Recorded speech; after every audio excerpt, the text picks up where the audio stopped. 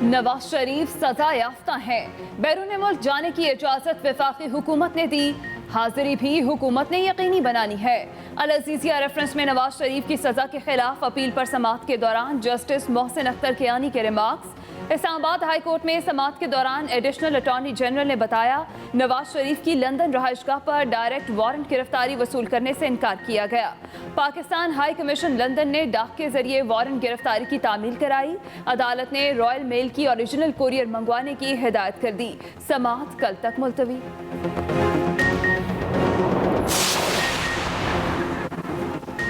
शहबाज शरीफ ने भी army chief से मुलाकात की तस्दीक कर दी। मीडिया से गैर रस्मी गुफ्तगू में कहा, आर्मी चीफ से APC से पहले मुलाकात हुई थी, मैं उस मीटिंग में मौजूद था। मीटिंग की खबर अगर पब्लिक हो गई है तो मैं इससे इनकार नहीं करता। इस मौके पर गिलगित बल्तिस्तान के हवाले से बात हुई। इस मीटिंग में तमाम पार्लिमानी लीडर्स मौजूद थे। एक सवाल पर मुस्लिम लीग नून के सरबराह ने कहा कि मैं अंदर रहूं या बाहर, APC के फैसलों पर अमल दरामद होगा। मुस्लिम लीग को दबाने की कोशिश की जा रही है। शहबाज शरीफ की अबूरी जमानत में तौसीह की दरख्वास्त पर समाअत 24 सितंबर तक मुलतवी। अदालत ने जमानत में 2 दिन की तौसीह कर दी।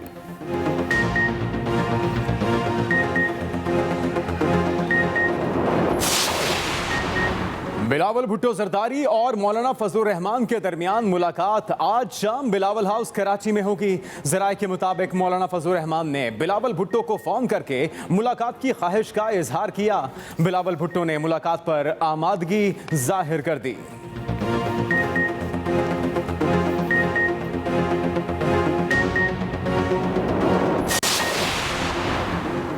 नवाज शरीफ इलाज कराने बाहर गए, वो इलाज करवाने के बाद ही आएंगे। उनकी मेडिकल रिपोर्ट सबके सामने है। एहतसाब अदालत पेशी पर शाहिद खाकान अब्बासी की मीडिया से गुफ्तगू। साबिक वज़ीर आज़म ने कहा, नैब सिर्फ अपोजिशन को दबाने में मसरूफ है। उन्हें आटे और चीनी में अरबों रुपए की करप्शन नजर नहीं आती। पता है APC के बाद अब सारी अपोजिशन नैब के चक्कर लगाएगी। एहसन इकबाल ने कहा, सरकारी अफसरान पर झूठी गवाही के लिए दबाव डाला जा रहा है। इमरान नियाजी का एजेंडा सिर्फ इंतकाम और हसद है। 2 साल में मुल्क की मईशत तबाह कर दी गई है।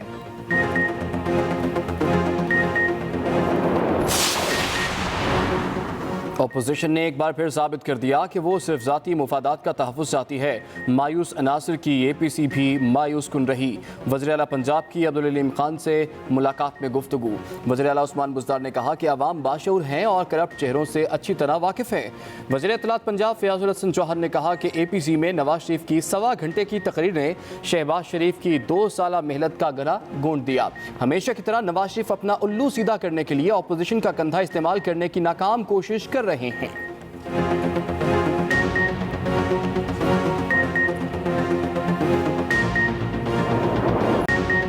NCOC ने कल से दूसरे मरहले के स्कूल खोलने की इजाजत दे दी। 6ठी जमात से 8वीं क्लासेस तक तदरीसी अमल का बाकायदा आगाज कल से होगा।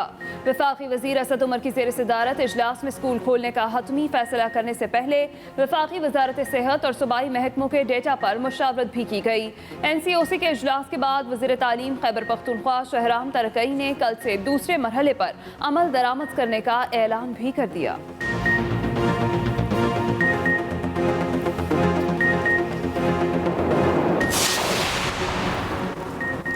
पाकिस्तान में कोरोना से बचाव की वैक्सीन के ट्रायल का आगाज़ हो गया। मुआविन ख़ुसूसी सेहत डॉक्टर फैसल सुल्तान का कहना है कि वैक्सीन के अच्छे नताज निकले तो दुनिया के दीगर लोगों को फ़ायदा होगा। Executive director NIH major general Amir Ikram बोले, वैक्सीन का क्लिनिकल ट्रायल चीन के ताउन से शुरू किया गया। दूसरे मरहले में 508 अफराद पर ट्रायल, तीसरे मरहले में 8 से 10 हज़ार अफराद पर वैक्सीन का ट्रायल होगा। वफाकी वज़ीर असद उमर कहते हैं कि इब्तदाई नताइज 4 से 6 माह में मतवक्के हैं।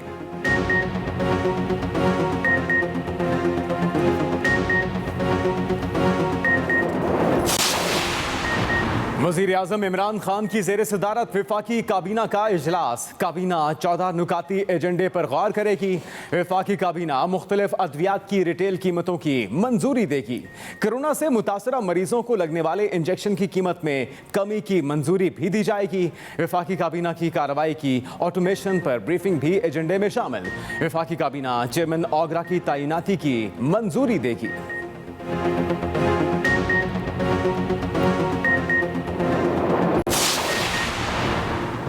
पेशावर में बस बनाने वाली कंपनी के माहिरीन का बीआरटी के मुकम्मल रूट का आजमाइशी दौरा। तर्जुमान ट्रांस पेशावर के मुताबिक चीनी माहिरीन और मुतालिका इंजीनियर्स दिन रात तमाम बसों का जायजा ले रहे हैं। मुकम्मल इंस्पेक्शन के बाद सर्विस को बहाल कर दिया जाएगा। बस बनाने वाली कंपनी की सिफारिश पर बीआरटी बस सर्विस को आर्जी तौर पर मुअत्तल किया गया।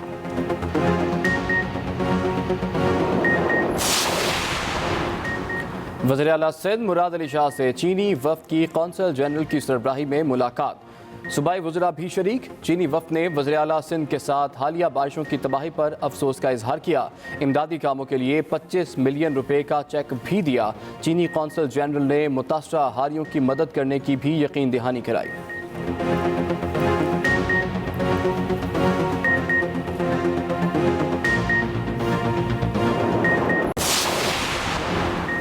पड़ोसियों के साथ तिजारत को बाज़ाब्ता बनाएंगे। Chairman CPEC authority lieutenant general retired Asim Salim Bajwa का ट्वीट। कहते हैं मंजूर शुदा 18 में से 3 बॉर्डर मार्केट्स की बतौर पायलट प्रोजेक्ट के तौर पर मंजूरी दी गई।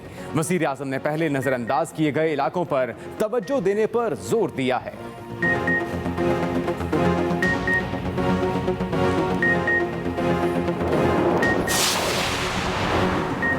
भारत के सेकुलरिज्म का भांडा फूट गया। भारत ने सिख यात्रियों को बाबा गुरु नानक की बरसी की तकरीबात में शिरकत करने से रोक दिया। दूसरी जानिब पाकिस्तान समेत दुनिया भर से सिख यात्रियों की दरबार साहब करतारपुर आमद का सिलसिला जारी। बाबा गुरु नानक की बरसी की 3 रोज़ा तकरीबात का आज आखिरी रोज है।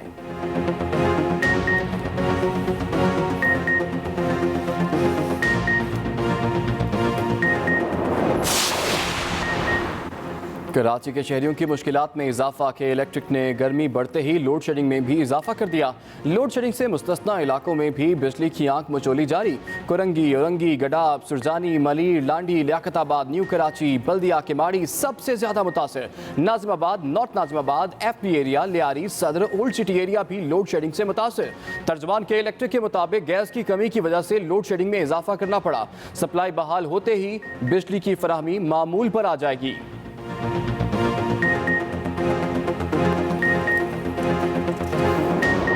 होने वालों में शामिल हैं 4 मुल्जिमान को सहूलतकारी के इल्जाम में सजा भी सुनाई गई है। केस में 400 से ज्यादा ऐनी शाहिदीन और दीगर ने अपने बयानात रिकॉर्ड करवाए थे। सानिहा बल्दिया टाउन में 259 अफराद जाम बहक हुए थे। इसी पर बात करेंगे। एक्सप्रेस न्यूज के नुमाइंदा नासिर भट्ट हमारे साथ मौजूद है। जी नासिर।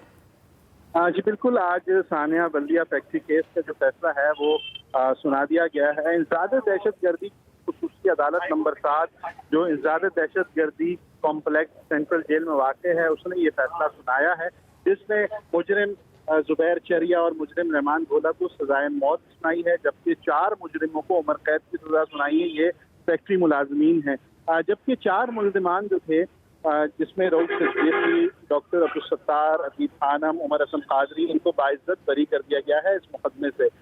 इस वक्त अदालत ने तहरीरी फैसला जारी नहीं किया है और ये इंतजार है कि तहरीरी फैसला जो है इसका सामने आए। इसमें अगर हम बात करें तो रेंजर्स प्रोसिक्यूटर साजिद महबूब शेख ने इस केस को चलाया है, जबकि तफ्तीशी अफसरान की अगर बात करें तो इंस्पेक्टर इसमें जहांजेब और राजा जहांगीर जो हैं वो इस केस को परसू कर रहे थे इंसदाद दहशतगर्दी की अदालत में, जबकि जो मेन इसकी तफ्तीश चलाई थी वो साजिद सदुज़ई ने चलाई थी। अगर हम बात करें इसके गवाहों के हवाले से तो 400 से ज़ायद गवाह जो साजिद महबूब शेख के मुताबिक इसमें उन्होंने चलाए और उनकी गवाही रिकॉर्ड की गई। इसमें माहिरीन भी शामिल थे, इसमें MLOs भी शामिल थे जिन्होंने पोस्टमार्टम किया था बॉडीज का, लवाहिकीन के बयानात थे और उन तमाम तर बयानात की रोशनी में और जो इस्तग़ासा के पेश किए गए सबूत थे उस पर आज ये फैसला जो है वो सुनाया गया। इंसदाद दहशतगर्दी की अदालत नंबर 7 ने ये फैसला सुनाते हुए 2 मुजरिमों को सजाए मौत जबकि 4 को उम्र कैद की सजा सुनाई है। इसके अलावा अगर हम देखें इस केस में तो 8 साल जो है ये केस चला। 2016 में इस केस के अहम मुजरिम जिसको सजाए मौत हो चुकी है अब्दुर्रहमान भोला को बैंकॉक से गिरफ्तार किया गया था और पाकिस्तान में पुलिस के हवाले किया गया, जिसने उसे इंसदाद दहशतगर्दी के मुंतज़िम जज के पास पेश किया और उसके बाद इंसदाद दहशतगर्दी की अदालत नंबर 2 में उसकी पेशी होती रही और उसके बाद ये केस जो है वो सिक्योरिटी की बिना पर जो है वो मुंतकिल कर दिया गया कि वहाँ पर सिक्योरिटी के इंतजाम जो हैं जेल से क्लिफ्टन अदालत में जाना मुश्किलात पेश आ रही थी, जिसको महकमा दाखिला ने इसकी समाअत जो है दरख्वास्त की कि जेल में की जाए। तो उसके बाद इंसदाद दहशतगर्दी की अदालत नंबर 7 में ये मुकदमा मुंतकिल हुआ और आज इंसदाद दहशतगर्दी की अदालत ने इस केस का फैसला सुनाया। नासिर बट आपसे मजीद तफसीलात भी जानेंगे। हमें ज्वाइन किया है ब्यूरो चीफ कराची सैयद फैसल हुसैन ने। सैयद फैसल हुसैन, आपके ख्याल में एक तवील इंतज़ार के बाद बिलाखिर वो जो 250 से ज़ायद कीमती जाने गई थी उनके साथ इंसाफ हो गया आज?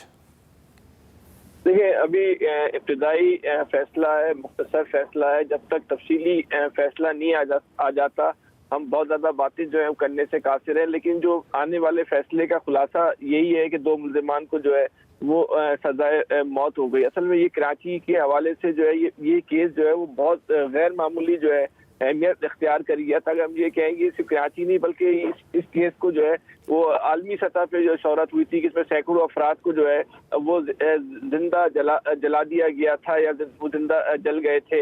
अब ये एक ऐसा मामला था MKM की क़यादत से जो है जब उसके क़याम से लेके अब तक जो है वो दहशतगर्दी के मुख्तलिफ नौइयत के जो है वो इल्ज़ामात लगते रहे। लेकिन ये जो सानिया है बल्दिया टाउन था, बल्दिया टाउन की फैक्ट्री में आग लगाने का या लगने का जो वाक़या था वो MKM के ऊपर लगने वाला जो है वो सबसे बड़ा जो है वो इल्ज़ाम था कि इस वाक़ये में जो है मुबैना तौर पे MKM की जो है वो लीडरशिप जो है मुलव्विस है, जिसने भत्ता ना देने पे जो है इस तरह की जो है वो मुबैना तौर पे जो है वो कार्रवाई की है। अभी भी जो सज़ा हुई है वो MKM से वाबस्तगान को जो है वो सज़ा हुई है। अच्छा, ये जो मामला चला आतिशज़दगी का, ये आग लगने के बाद लोग जहाँ बाग हुए, सिर्फ ये यहाँ तक महदूद नहीं रहा। उसके बाद ये एक तो जो केस जितना तवील हुआ है इसमें हर आए रोज या हर कुछ अरसे के बाद जो है वो एक नया रंग भी जो है वो सामने आता रहा। इंतहा तो ये हुई कि एक ऐसा मामला भी सामने आया है कि MKM की लीडरशिप ने या अदालती कार्रवाई के दौरान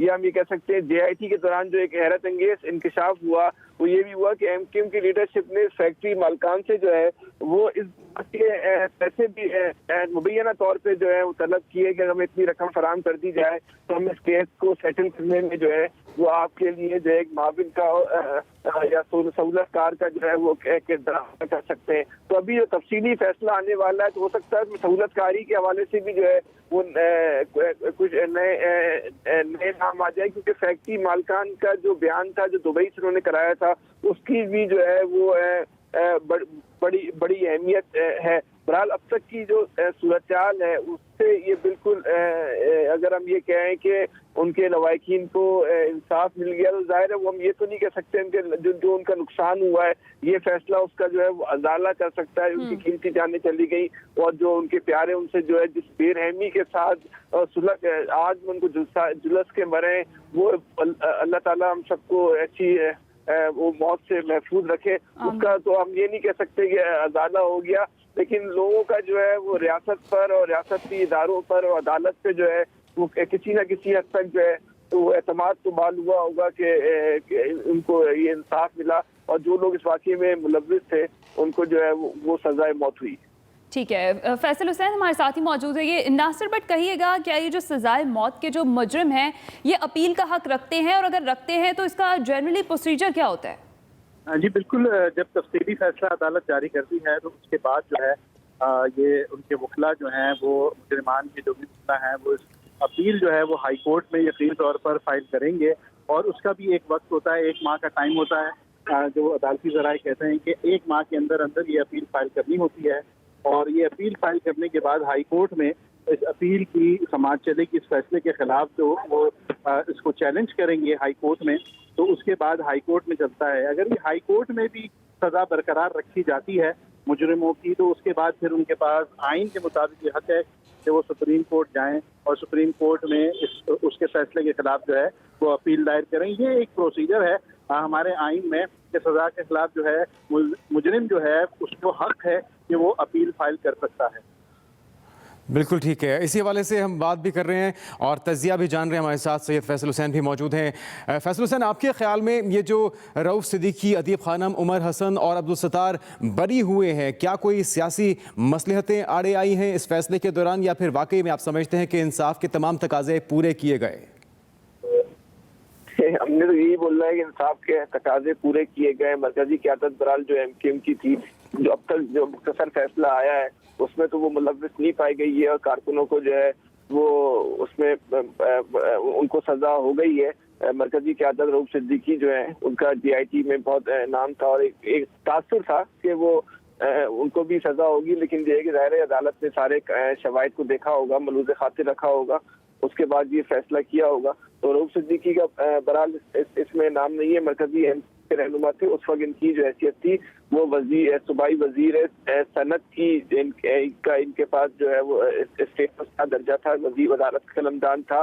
उसके बाद जब ये भी कहा गया था जो पैसों की हवाले से जो मुतालबात थे वो रऊफ सिद्दीकी के जरिए हो रहे थे, जो इब्तिदाई इन्वेस्टिगेशन हो रही थी, जो सूरत में आनी थी, लेकिन ज़ाहिर अदालत में आने के बाद चीज़ें बहुत तब्दील हो जाती हैं। अदालत जो है वो तमाम शवाहिद को जो है वो मलूज़ खातिर रखने के बाद जो है वो फैसला करती है, उसने सारे पहलुओं को मद्देनजर रखा होगा। लेकिन मैं आपसे और भी दो इसके अलावा बात करना चाहूँगा। इस फैसले के बहुत सारे जो है वो सियासी पहलू भी हैं, बहुत सारे जो है वो जो हमारे मुल्क का जो निज़ाम हुकूमत है उसके भी पहलू हैं और जो अदालती निज़ाम है उसके भी पहलू हैं। कराची में जो है 15-20 साल के अंदर जो है आप ये कह लें कि 3 अशरों में जो है वो बदतरीन दहशतगर्दी हुई, लेकिन जब हम सज़ा का तनासुब देखते हैं तो हमें ये नज़र आता है कि ATC की अदालतों से तो मुल्ज़िमान जो है वो मुजरिम बनते हैं, उनको सज़ा हो जाती है, लेकिन आगे चल के जो है वो जमानत से बाहर आ जाते हैं।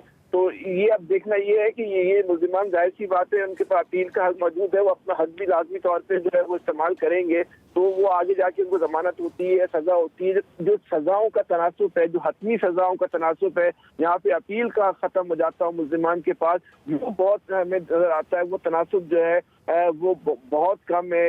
1-2 वाक़ियात के अलावा हमें ऐसा कोई वाक़या हमें नज़र नहीं आता जहाँ मुल्ज़िमान को जो है कि जितने बड़े पैमाने पे कि जितने तवील अरसे तक ये शहर में जो है दहशतगर्दी हुई है उसी पैमाने पे और उसी सतह पे जो है वो मुजरिमों को जो है सज़ा मिली हो, दहशतगर्दों को जो है वो सज़ा मिली हो। इब्तिदाई अदालतों से ज़रूर जो है उनको जो है वो सज़ा मिली है, लेकिन आगे चल के जो है वो सूरत हाल हम देखते हैं कि वो जमानतों पे जो है मुल्ज़िमान जो मुजरिम से मुल्ज़िम बनकर और फिर बाद में जो है जमानत पर उनकी अक्सरियत जो है वो बाइज़्ज़त भी जो है वो बरी हो जाती है। ये हमारी जो है जो रिकॉर्ड है मुल्ज़िमान के हवाले से वो तो अब तक का रिकॉर्ड यही है। बहरहाल इसका दूसरी बात ये है कि हमें इस बात से पहले जायजा लेना पड़ेगा। इतना बड़ा वाक़या हुआ था, इस वाक़ये से हमने जो है वो क्या सबक सीखा। अच्छा, दहशतगर्दी हुई इस बहस में हम नहीं पढ़ते, बिल्कुल दहशतगर्दी हुई होगी, लेकिन हमें इस सूरत हाल के भी जायजा लेना पड़ेगा। अगर इसी तरह की दहशतगर्दी किसी और फैक्ट्री में हो जाए तो जो पहला जो रिएक्शन होता है या रेस्क्यू का जो पहला ऑपरेशन करना होता है या वो उस फैक्ट्री की मैनेजमेंट ने करना होता है, तो क्या हमारी फैक्ट्रियों के पास वो फौरी तौर पे रिएक्शन जो है वो उनकी सलाहियत मौजूद है या मौजूद नहीं है? तो हम जब इस बात का जायजा लेते हैं तो बिल्कुल भी ऐसा नहीं है। अच्छा, उसके बाद आ जाए पूरे कराची के जो रेस्क्यू ऑपरेशन के इदारे हैं, क्या उनके पास इस बात की सलाहियत मौजूद है? देखिए, एक फैक्ट्री है, उस फैक्ट्री में आग लगी हुई है, वो आपको ये कई घंटों तक जो है शायद 24 घंटे तक बुझाने की कोशिश करते रहे। वो जो सैकड़ों लोग मरे हैं वो चंद सेकंडों के अंदर नहीं मर गए, उनके मरने में भी 24 घंटे लगे। लेकिन कराची का जो रेस्क्यू ऑपरेशन था, रेस्क्यू की जो कार्रवाइयाँ थी वो उसमें नाकाम हुई है कि फैक्ट्री की दीवार को तोड़ के, दरवाजा तोड़ के उनको बाहर निकाल देते हैं। वो एक रेस्क्यू की भी जो है शहर के अंदर जो है वो बदतरीन, जिसको हम कहना चाहिए कि वो एक नाकामी के तौर पे सामने आया था, लेकिन हमने उससे सबक भी सीखा। अगर खुदा न खास्ता इस तरह का कोई और वाकया हो जाता है तो हमारी सलाहियत में इजाफा तो नहीं हुआ, हो सकता है कमी तो शायद आई हो, इजाफा नहीं हुआ। तो ये हमें भी सबक है कि हमें अदालतों को और अरबाब इख्तियार को इस बात का भी नोटिस लेना चाहिए कि आइंदा खुदा न खास्ता इस तरह के वाकयात, चाहे वो साजिश के तहत हो, हादसे की शक्ल में हो, साने की शक्ल में हो या साजिश की शक्ल में हो, उसको रोकने के लिए हमने क्या इक़दाम करें। बिल्कुल, ये बड़े अहम पॉइंट्स हैं जिनको आपने रेज किया है सैयद फैसल हुसैन। नासिर भट्ट, आपके ख्याल में क्या ये जब केस 8 साल तवील अरसा है चलता रहा तो इन चीज़ों का अहाता भी किया गया कि जो नकायज सामने आए, रेस्क्यू का अमल हो या फिर जो हिफाजती इंतजाम उन एम्प्लॉय